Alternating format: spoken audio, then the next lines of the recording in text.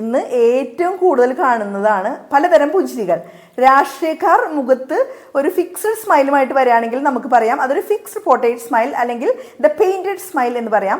ചിരി വളരെ ആർട്ടിഫിഷ്യൽ ആണെങ്കിൽ നമുക്ക് പറയാം അതൊരു പ്ലാസ്റ്റിക് സ്മൈൽ എന്ന് പറയാം. ഞാൻ ചിരിക്കുമ്പോൾ 2 കവിളുകൾ മുകളിലേക്ക് ലഡ്ഡു പോലെ ഉയർന്നു വരും. ഇതുപോലെ തന്നെയാണ് ദിലീപ് ചിരിക്കുമ്പോഴും. അപ്പോൾ ഞങ്ങളുടെ ചിരിനെ ദിലീപ് ഇപ്പോഴത്തെ ചിരിയല്ല, പഴയ കാലത്ത് റിയൽ ആയിരിക്കുമ്പോഴുള്ള ചിരി, അതാണ് ദ ചീക്കി സ്മൈൽ അല്ലെങ്കിൽ ദ ചബി ചീക്ക് സ്മൈൽ എന്ന് പറയാം.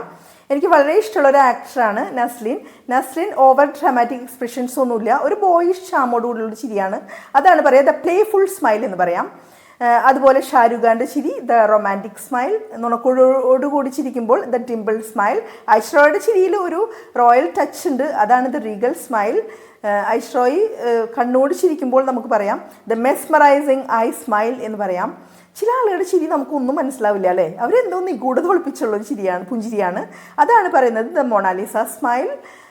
പിന്നെ നമുക്ക് കളങ്കാവൽ മൂവിയിൽ മമ്മൂട്ടി കവിളൊക്കെ സൈഡിലേക്ക് ആക്കി ഒരു ചിരിച്ചില്ലേ, ഒരു ഡോണ്ട് മെസ് വിത്ത് മീ എന്നുള്ള അർത്ഥത്തിൽ, അതാണ് നമുക്ക് ഗ്രീൻ എന്ന് പറയാം.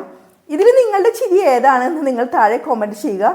നിങ്ങൾക്ക് ഏത് ഇംഗ്ലീഷ് ടെസ്റ്റുകളായാലും IELTS PT കമ്മ്യൂണിക്കേറ്റീവ് ഇംഗ്ലീഷ് ഏതാണെങ്കിലും താഴെ കാണുന്ന എൻ്റെ നമ്പറിൽ കോൺടാക്റ്റ് ചെയ്യുക. Thank U.